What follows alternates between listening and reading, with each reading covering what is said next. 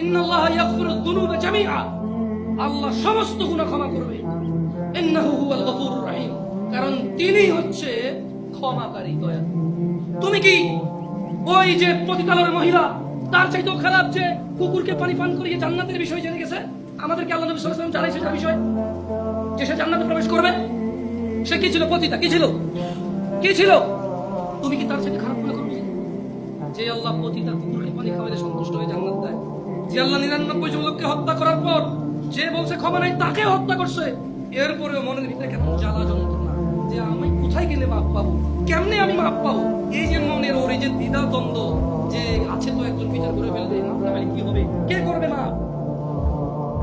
আল্লাহ তার জন্য যে জমিন তুমি এক চুল নাড়তে পারো না, আরে নাড়বা কেমনে? ওই প্লেটে টিনে রেখেছে দেখছো, বলতেছে যে ঢাকছো খালি করো, 24 লাখ মানুষ মারা যাবে, এত মানুষ মারা যাবে, ওই মাটিকে আল্লাহ কাছে